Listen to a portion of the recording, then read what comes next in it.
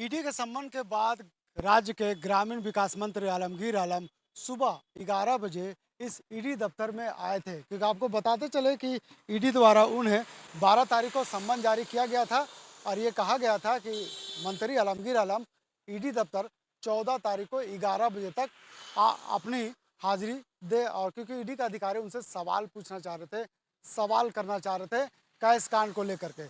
मंत्री आलमगीर आलम ने सुबह यहाँ पे 11:15 बजे आए थे और फिर सीधे इस ईडी के कार्यालय दफ्तर के बाहर उनकी गाड़ी खड़ी हुई थी और फिर सीधा वो अंदर चले गए थे। आपने देखा था कि किस तरह से मंत्री के हाथ में फाइल था, क्योंकि ईडी ने के अधिकारियों का कहना था कि अगर मंत्री आलमगीर आलम यहाँ आते हैं तो अपने साथ आय व्यय का ब्यौरा, संपत्ति का ब्यौरा साथ में लेकर पहुंचे। यही वजह था कि मंत्री आलमगीर आलम जब यहाँ पहुंचे थे तो उनके हाथों में लंबे फहरिस्त के फाइल थे जो साथ में अपने लगे। लगभग 9 घंटे पूछताछ करने के बाद मंत्री आलमगीर आलम देखिए क्या अभी ईडी के कार्यालय से दफ्तर से बाहर निकलते। हमने उनसे पूछने की कोशिश की, लेकिन मंत्री आलमगीर आलम ने कुछ भी मीडिया को बताने से इनकार कर दिया। उन्होंने साफ तौर पे कहा, कुछ भी कहने से मीडिया से मना कर दिया। अब देखने वाली बात यह हो कि लगभग 8 घंटे पूछताछ करने के बाद मंत्री आलमगीर आलम ईडी कार्यालय से बाहर निकले हैं।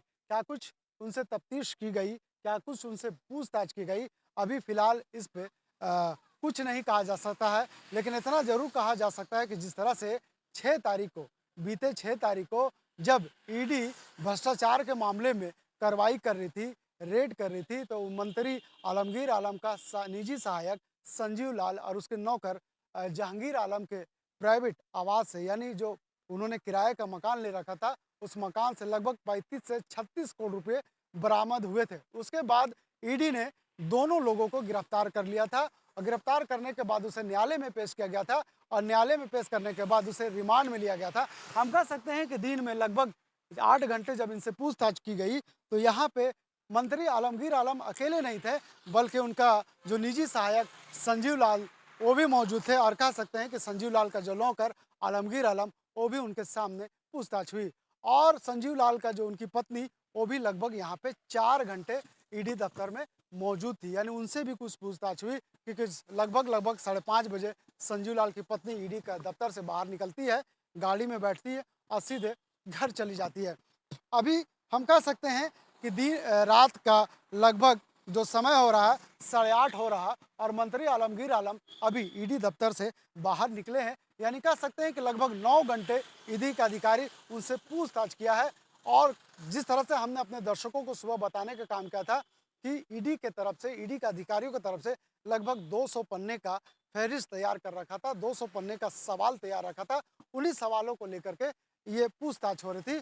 2023 का मामला था, वीरेंद्र राम से जुड़ा हुआ था, भ्रष्टाचार का मामला था और उस भ्रष्टाचार के मामले को लेकर के ईडी उस पर कार्रवाई कर रही थी। इसी मामले में जब कार्रवाई ईडी कर रही थी तो इस मामले में जब छापेमारी की गई तो अचानक जहांगीर आलम के आवास से लगभग 35 से 36 करोड़ रुपए बरामद होते हैं। उसके बाद ईडी उसे गिरफ्तार करती है और पूछताछ करती है।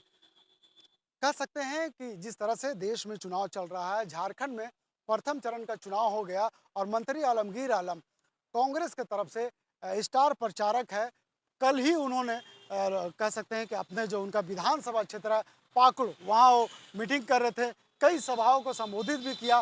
ऐसे में कह सकते हैं कि चुनावी माहौल के दौरान मंत्री आलमगीर आलम अब ईडी के दफ्तर आ रहे हैं, ईडी के सवालों का सामना कर रहे हैं, ईडी का अधिकारी उनसे सवाल पूछ रहे हैं। ऐसे में अंदाजा लगाया जा सकता है कि इस मामले को लेकर के विपक्ष का एक बहुत बड़ा मुद्दा मिल गया है।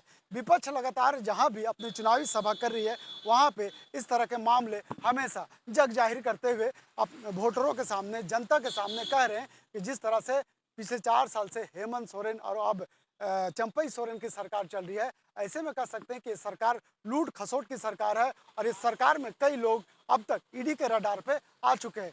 कह सकते हैं कि लैंड इसके मामले में या फिर अवैध उत्खनन के मामले में पूर्व मुख्यमंत्री हेमंत सोरेन ईडी के शिकंजे में थे और जब उनसे पूछताछ हुई तो उनकी सरकार गिरी, अंततः उन्हें इस्तीफा देना पड़ा और फिर नई सरकार गठन हुआ झारखंड में। ऐसे में कह सकते हैं एक बार फिर से ईडी का जो शिकंजा है मंत्री आलमगीर आलम के इर्द गिर्द घूम रहा है। इसलिए आज ईडी के दफ्तर मंत्री आलमगीर आलम को बुलाया गया था, उनसे पूछताछ हुई और फिर अभी लगभग 8:30 घंटे साढ़े साढ़े 8 से 9 घंटे तक पूछताछ करने के बाद मंत्री आलमगीर आलम ईडी दफ्तर से बाहर निकले। आपने देख रहे कि ये तस्वीर हम आपको दिखा रहे हैं कि किस तरह से मंत्री आलमगीर आलम जब ईडी के दफ्तर से निकलते हैं, जब हमने उनसे पूछताछ करने की कोशिश की, कुछ भी वो बताने से साफ तौर पर इनकार कर दिया। ऐसा अंदाजा लगाया जा रहा है कि आज उनका पहला दिन था, हो सकता है कि ईडी फिर से सम्मन जारी करे और फिर मंत्री आलमगीर आलम को ईडी दफ्तर में बुला सकते हैं। हो सकता है कि फिर मंत्री के ईडी के अधिकारी मंत्री को सम्मन जारी कर सकते हैं और फिर पूछताछ करने के लिए बुला सकते हैं। यानी भ्रष्टाचार का मामला अब धीरे धीरे कहीं ना कहीं झारखंड में एक नया रूप ले रहा है।